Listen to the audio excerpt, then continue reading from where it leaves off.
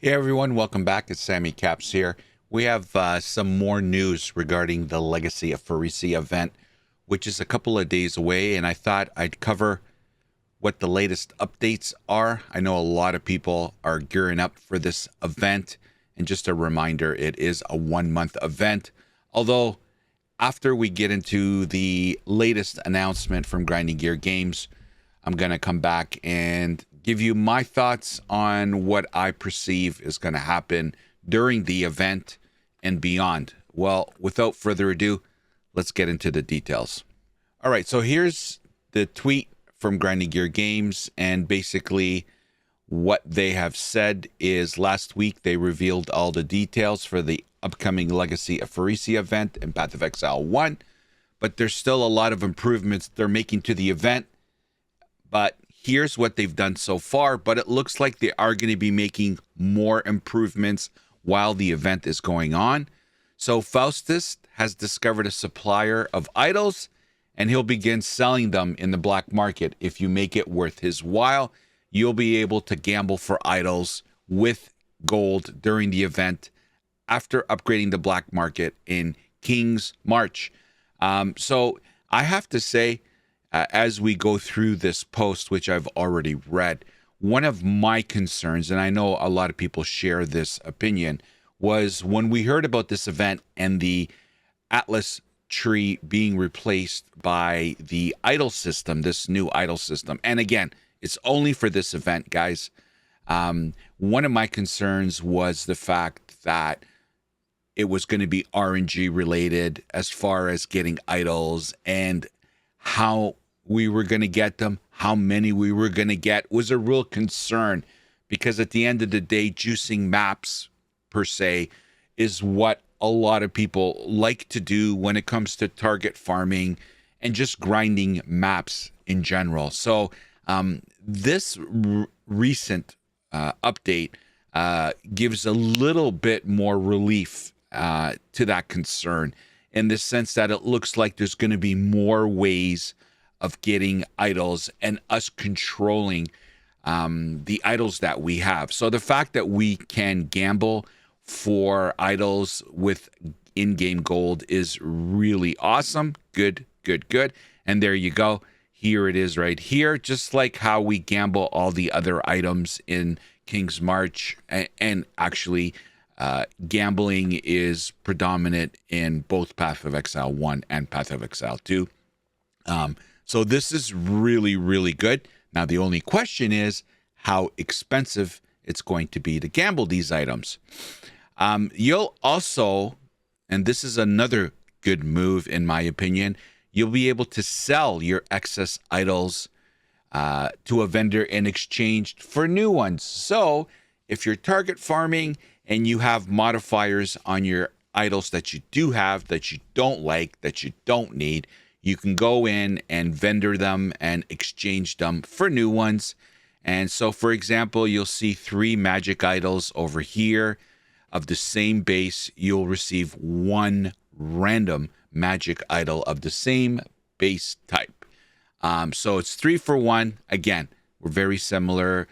We're very used to this kind of stuff. There's a lot of vendoring recipes and etc. like that kind of stuff. So this is also good, because again, you don't. What are you gonna do? What are you gonna do with the idols that necessarily don't align with your strategy and farming strategy? So this is a great outlet to hopefully get something that you do need, just like it is with other items that we don't need, and we do this as well to see if we can get one that we do need, or better, or higher quality. And Isla has developed a new attachment for her prototype recombinator. It can now recombinate idols together. So again, we can put 2 idols together, and it will recombine the stats from those 2 and modify it to a new one with the combined stats. A little bit of RNG in there, obviously, a little bit of gamba, but hopefully This is a great outlet to make really, really powerful idols. At least that's how we've used this tool to make really powerful items in game, whether it be our gear, whether it be our weapons. So another great way for us to kind of control and elevate our idols in order to make our mapping and align with our farming of maps. There's also some new unique idols that can alter the content you decide to run. For example, the Twisted Wish unique idol will make ultimatum modifier start at a higher tier if possible, while reducing the chance of certain rewards, allowing you to target the rewards you want. So again, they're making some really, really nice looking idols, and in this case, it's a modifier for ultimatum to start at a higher tier. So again, another way to customize and make our mapping farming, if this is if ultimatum, for example, is one that you would run to help facilitate that farming. So the Legacy of Phrecia event starts on this Thursday. It's just a couple of days away at the time of recording of this video, and I have to say it's going to be very interesting to see what the feedback is going to be of this event and what the reaction is going to be on the event. Just looking over the last 60 days with PathofExile 1 and PathofExile 2, there's been a lot of noise, as I refer to it. And I have to say, I kind of been staying by the sidelines and really trying to stay out of that whole noise business, because I don't think it's productive for anyone.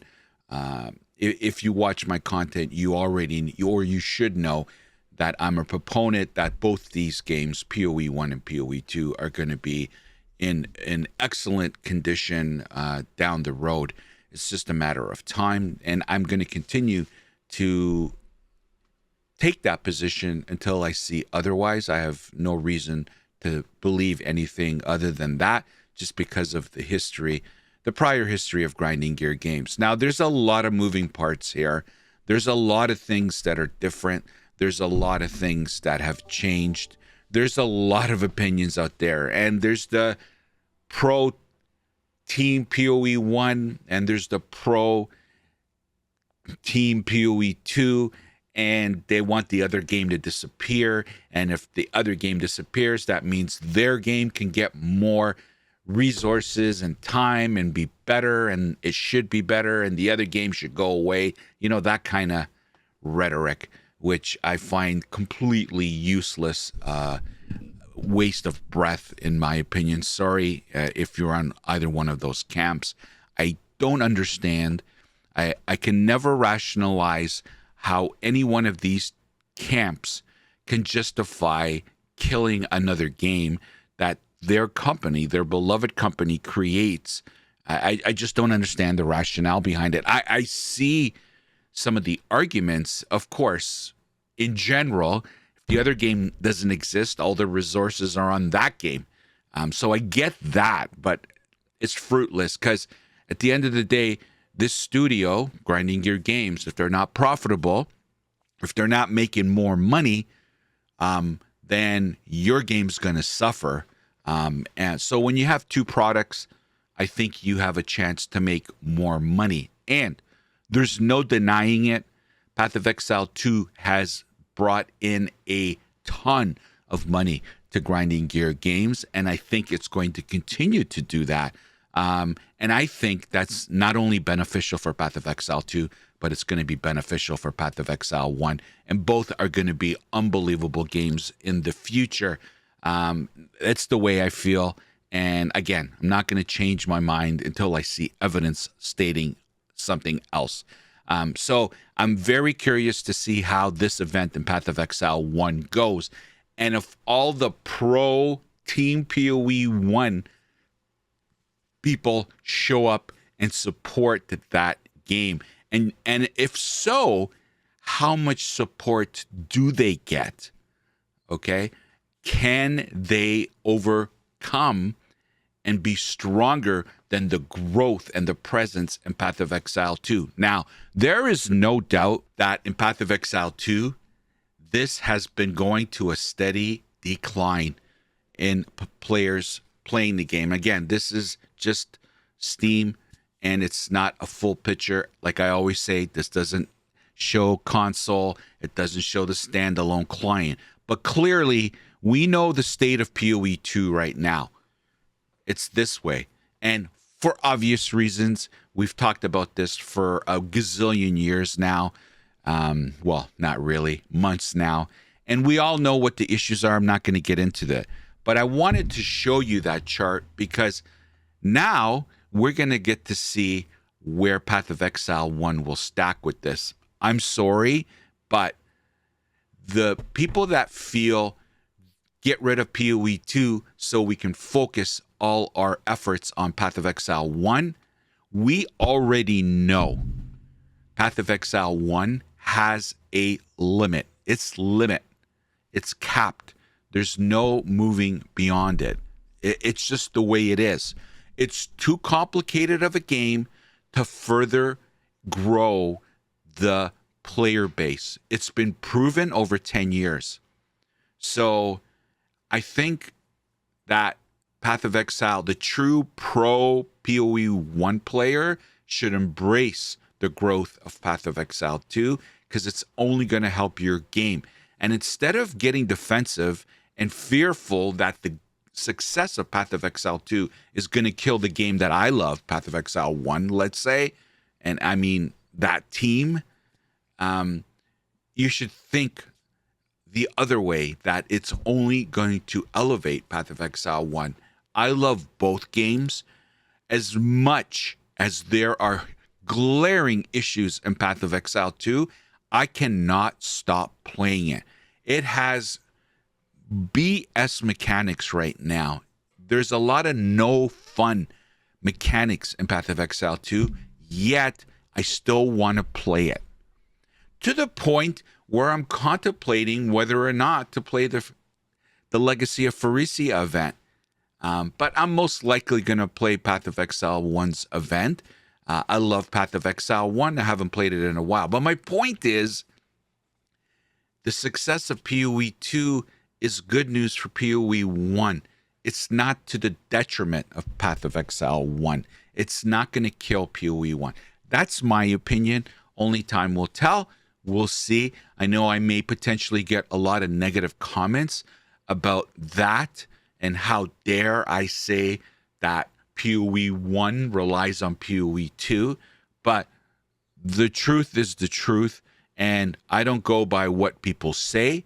I go by what the data is. And there's no doubt that it's been shown Path of Exile 1 was capped. It reached its limit.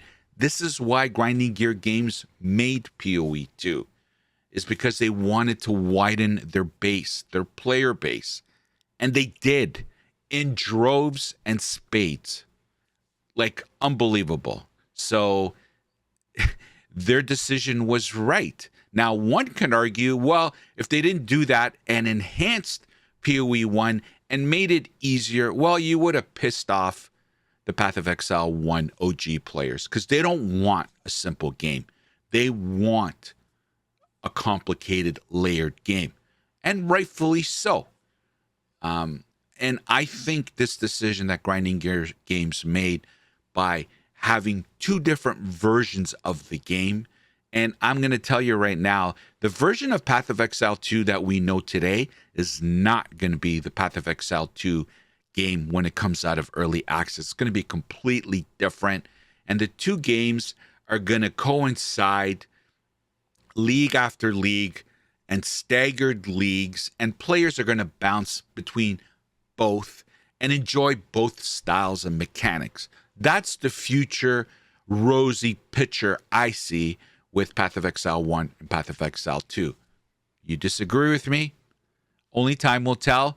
I may be completely off my rocker and I'm sniffing glue, whatever you want to say, and one game is doomed. Which one? I guess it depends on which camp you're on, because you always tend to make a case for what you believe in. But I'm going by the statistics and what I see in the player base, how people talk, how people come to my live streams. Everybody loves Path of Exile 1, and everybody loves Path of Exile 2. And then there's the player base that only like one or the other game. And then there's people that just don't like either game.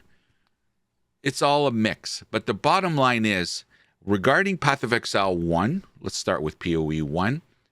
The core group there that's been there for over 10 years, you ain't changing their mind. This is their game. And they may or may not come to POE2.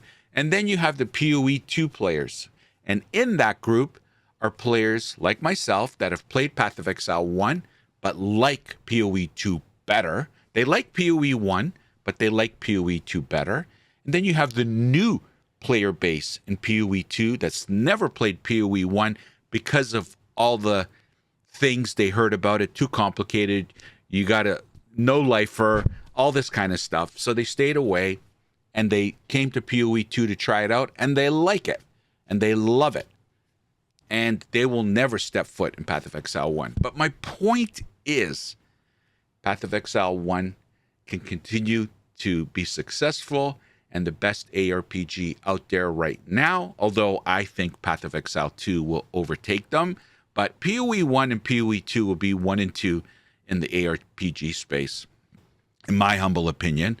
Now, there are some contenders, but I think we're a ways away from them, POE 1 being knocked off the mantle, ways away.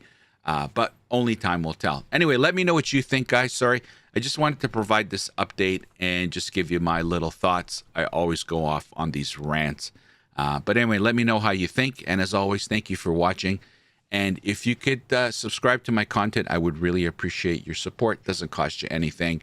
And it would mean the world to me. And as always, we'll hope to see you next time. Take care. The opinions expressed in this video are mine and solely mine. Healthy debate is always encouraged. Hate is never welcomed. So get over it.